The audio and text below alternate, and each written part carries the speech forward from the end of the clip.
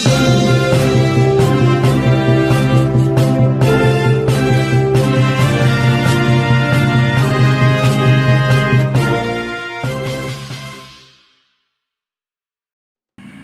दोस्तों, मैं इस वक्त मौजूद हूं जनपद गाजियाबाद की नगर पालिका लोनी में और मेरे साथ मौजूद हैं लोनी से अध्यक्ष पद के लिए प्रत्याशी श्री दयाचंद प्रजापति जी, जिनसे जानेंगे किन मुद्दों को लेकर, किन एजेंडों को लेकर वो अध्यक्ष पद के लिए ताल ठोक रहे हैं। और साथ ही साथ आपको ये भी बताते चलें कि यहाँ से जिस के लिए भाई साहब अध्यक्ष पद के लिए प्रत्याशी हैं वो कांग्रेस से प्रत्याशी के रूप में सामने हैं। जनता का प्यार, जनता का सहयोग अगर उनको मिलता है तो किन किन मुद्दों पर, किन किन समस्याओं पर काम किया जाएगा और लोनी को कहाँ तक विकास पहुँचाने का काम किया जाएगा। तमाम जानकारी के लिए, तमाम बातचीत के लिए मेरे साथ मौजूद हैं, जानते हैं इनसे। बहुत बहुत धन्यवाद सर, आपने अपना कीमती समय दिया। जानना चाहूँगा सर, क्या बड़ी वजह रही है जिनको देखते हुए आपको मैदान में आना पड़ा? क्या वो समस्याएं नहीं है जिनको देखते हुए आप चुनावी मैदान में हैं? सर देखिए, ऐसा है कि हमारे लोनी नगर पालिका के अंदर काफ़ी बड़ा क्षेत्र है जी, और आज तक इस क्षेत्र में कोई ऐसा विकास नहीं हुआ है जी, जहाँ पे लोगों की समस्याएं बहुत हैं, नाली खरंजे वगैरह, और ये बहुत ऐसे जो टूटे फूटे पड़े हैं, इसलिए बिजली की तार वार भी वगैरह इनकी व्यवस्था भी खराब है इसलिए। और ये मेन चीज़ है महंगाई का मुद्दा। इस हमारी सरकार ने, पिछली सरकार ने हमारे इसने जो है इस पर महंगाई बहुत कर रखी है।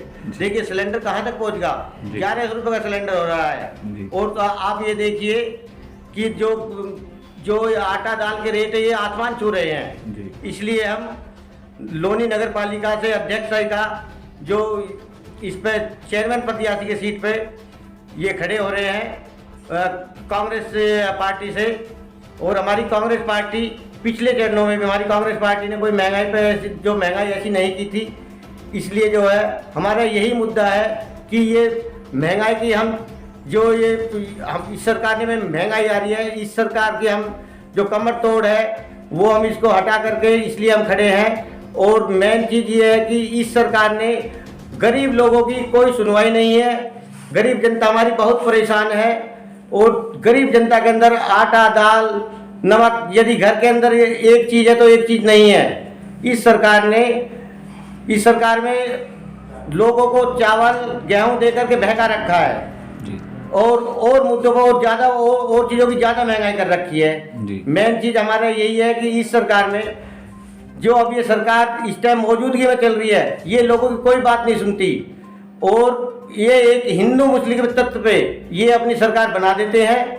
मेन चीज और तुम्हारा ये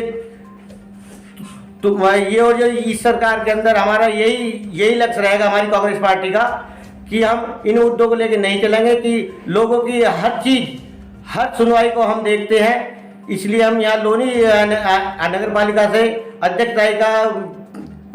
ये अध्यक्ष लिए खड़े हुए हैं और हर समस्या का समाधान करेंगे।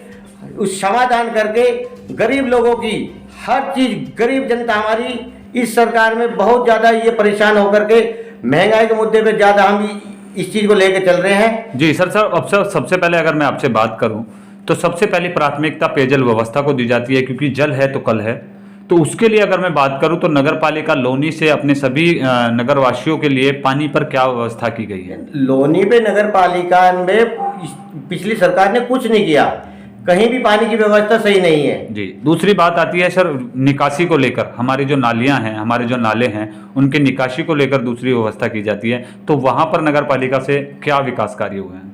कोई विकास कार्य ऐसा नहीं हुआ। कहीं भी आप चल के देख लो, हर जगह पानी भरे खड़े हैं जी। इस क्षेत्र में कहीं खरंजा और नालियां कहीं सही नहीं है, कोई साफ सफाई का कोई कार्य नहीं हो रहा जी।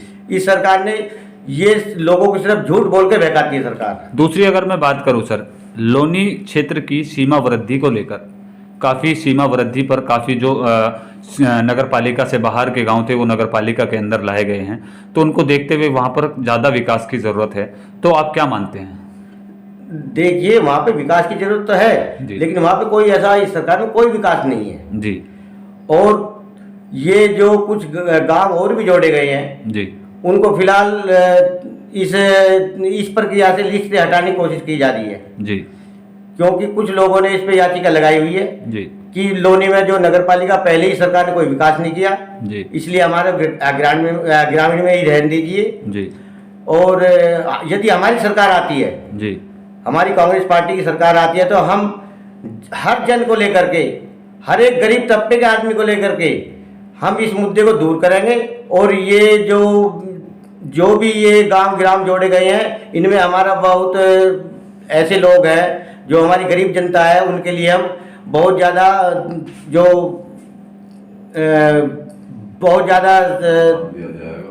ये काम किया जाएगा। जी, अगर मैं बात करूं सर दूसरी, अगर आपको जनता चुनकर भेजती है तो सबसे बड़ी समस्या आती है वो हमारे युवाओं के लिए आती है, क्योंकि युवा जो होता है वो देश की शान होते हैं।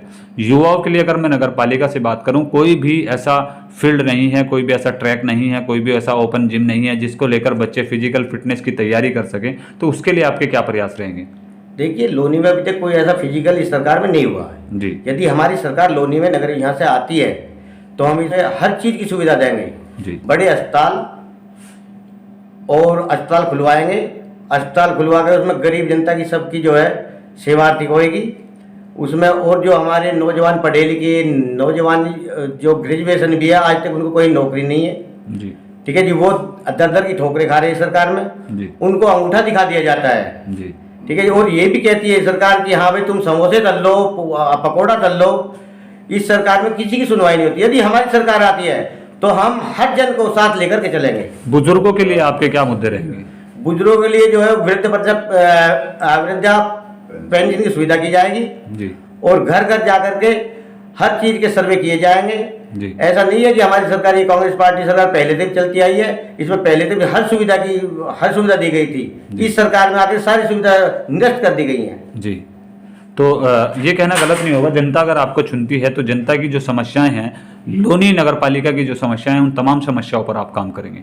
हाँ, लोनी नगर पालिका के पूरे क्षेत्र की जो भी समस्या है हम सारी समस्याओं पर काम करेंगे। प्रधानमंत्री आवास योजना के तहत इस योजना में काफी गरीबों को मकान पहुंचाने का काम किया गया है, आप उससे कितने सहमत है और कहां तक वो विकास गरीबों तक पहुंचा है?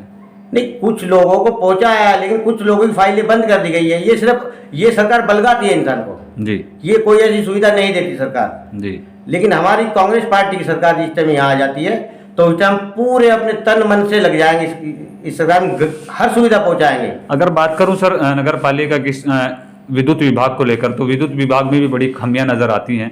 खंभों की जगह बांस गड़े हुए हैं, लाइनें ऊपर तार लटके हुए हैं और कहीं ना कहीं स्ट्रीट लाइट, सोलर लाइट पर जो नगर पालिका के काम होने चाहिए वो नजर नहीं आते हैं। तो उसको आप क्या बड़ी वजह मानते हैं?